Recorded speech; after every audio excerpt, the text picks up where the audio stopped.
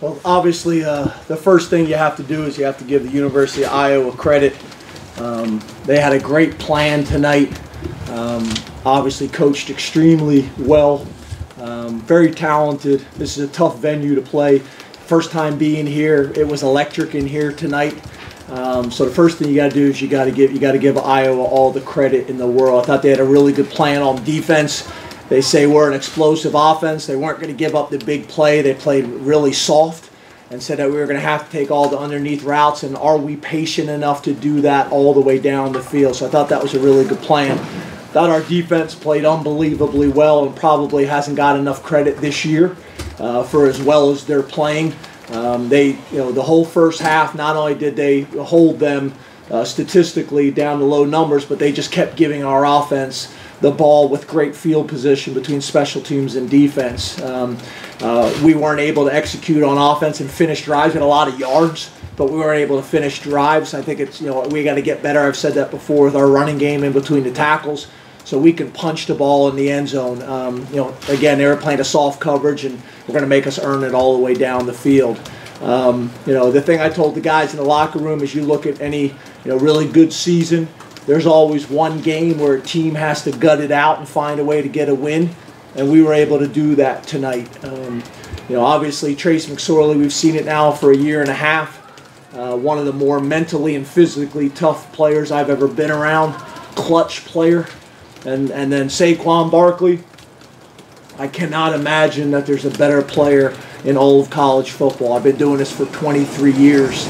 The guy is special. I don't know what his stats were or what he did, but every time he touched the ball, I don't care if it was a 20-yard run or an 8-yard run, it was special. It really was. And the guy is a great leader on the sideline, couldn't be more positive, just tremendous.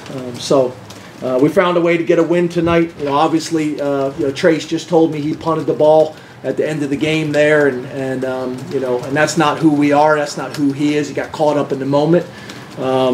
And then obviously, the other two things I wanted to mention real quickly is, we didn't have Torrance Brown tonight. Tremendous loss for us. Tremendous young man. And then obviously, at left tackle, we played a redshirt freshman, started his first game.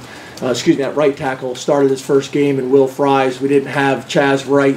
We didn't have Andrew Nelson for most of the game, and you got Will Fries who went in and battled in a tough environment as a first start, on the edge. Open up the question. James, on the last play, you guys called a timeout. What did you want? What did you expect from Iowa? Well, we just, we had one timeout left. It was clearly going to be the last play of the game, so we called the timeout so we could talk it through and not rush, obviously, the most critical play of the game, and felt like we were going to get what we got. Similar coverage that had been giving us a hard time all night long. Felt like with Juwan, we had a height advantage, and we could kind of slip him through the middle of the field. Mm-hmm. And Trace hung in there, and Will Fries and our offensive line battled to give us just enough time to get him through there. But yeah, we just wanted to take some time to kind of talk it through and make sure that we're not rushing on the last play of the game with a chance to win. Who does most of the talking in that? Because you have veteran OC, Trace has played a lot of ball. Who's doing most of the talking when you're? Yeah, me and Ricky usually talk about kind of situations, how we want to kind of handle things. And then obviously, calling the plays. Joe will typically, ask me, my perspective on some things. Not all the time, just every once in a while. But most of the time, he's calling it, and then he's usually asking what the staff thinks, and then runs with it. Joe's our offensive coordinator, does a great job running the offense. Brent Pryce, our defensive coordinator, does a great job running our defense. And Charles Huff, I think, has been fantastic on special teams as well. So, typically in that moment, the worst thing you can have is a lot of people talking. We want to be calm and poised in those situations and go make a play. Is that the situation there on that play, or are you making a call on 4th and goal with 7 seconds left on what you're going to do? And can you also talk about your confidence in going to Juwan in that moment? I'm sorry, what was your first question? You mentioned what you normally do on a play call situation where your coordinator is going to be making that call. Is Correct. In that critical of a moment? Oh yeah. Is it you or is it him that? No, it's our coordinators that are making the call. Yeah, that's what they're hired to do. Yeah. And your confidence in going to Juwan in that moment? Yeah, I mean, you guys know, the guys that are with us, every week. Juwan Johnson has had an unbelievable off season, and really has played solid so far this year. So a night like tonight, I think, really can kind of improve his confidence, and he's done it in practice, and now he's been able to have a huge night tonight, and I think his production and confidence will skyrocket from here on out. James, what was said after the Wally touchdown, 2 minutes left, where they took the lead going into that last drive? What was said? Yeah, like who spoke up? What was said to organize the offense? Well, I think I think we were fortunate, obviously, because we've been in these situations. I mean, we've started out this year playing really well early on in games, but we were able to lean on our confidence from last year. And we've been in these situations all last year with a bunch of experienced players coming back. So it's not like one person just stood up. It's a sideline that believes that we're going to win every game we play. We're going to find a way to to gut it out and grind it out. And fortunately we had those 2 timeouts at the end of the game, and we were able to make some plays moving the ball down the field and kept our poise. We, as you guys know, we worked that every single week in practice. And again, I think the most important thing is our guys believe. James, can you talk about the game that Sharif Miller had, and did he discuss with you changing his number to honor Torrance?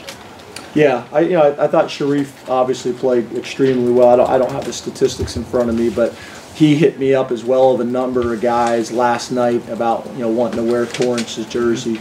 He was the first one to hit me up, so we went in that direction. The game ball is going to go to Torrance tonight, Torrance is a guy that is universally respected in our program. From a leadership standpoint, from a production standpoint, just the whole package. He's a great friend. He's a great person. He's a great teammate.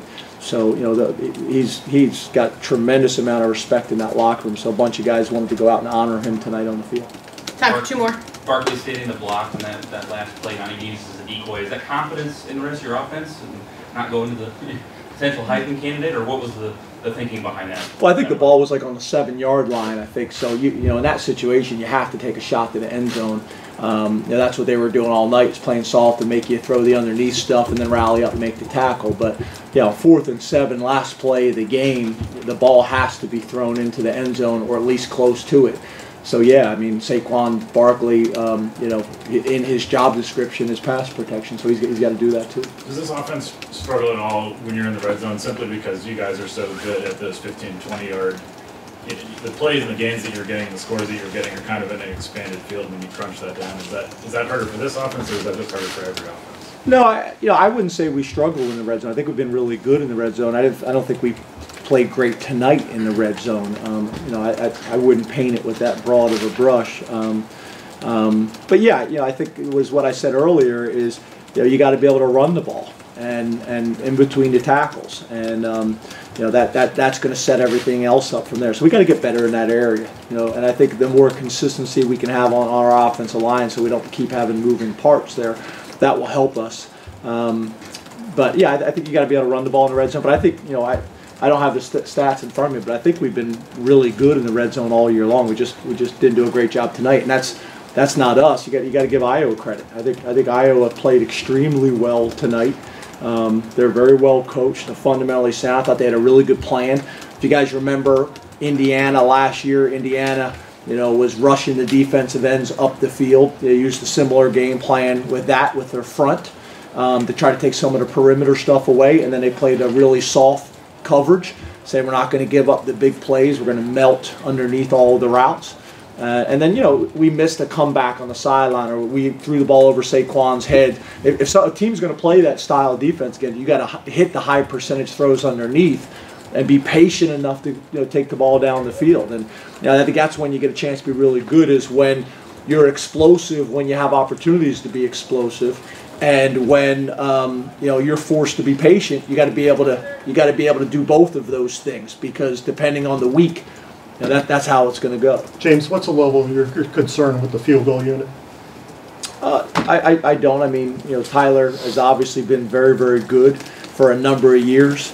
We have got to be firmer. I mean, the ball came right through excuse me, the defender came right through the middle of our protection. I don't think it was the kick. I mean, the guy, when I watched it on the replay, the guy came, pretty much clean through. We obviously have got to get that cleaned up. We've got some starters off of that unit, trying to get some young guys in there and gain some experience. And from what I saw, they're not necessarily as consistent as they need to be right now. So we'll get that fixed. But yeah, that's something that we're going to have to get cleaned up. There's no doubt about it. The last thing that I'd like to say before I leave, I know Chris was just opening the door, and it's ridiculous that I have to address this, but that was not me on SportsCenter today. I got about 100 nasty messages from people that thought that was me. That was not me. And it's somewhat ridiculous that I have to say that, but we do look a lot alike. But I was not on SportsCenter today. And that was a comedian. He's a Penn State grad. He's an awesome guy, and we appreciate him. But just so we're clear, that was not me this afternoon.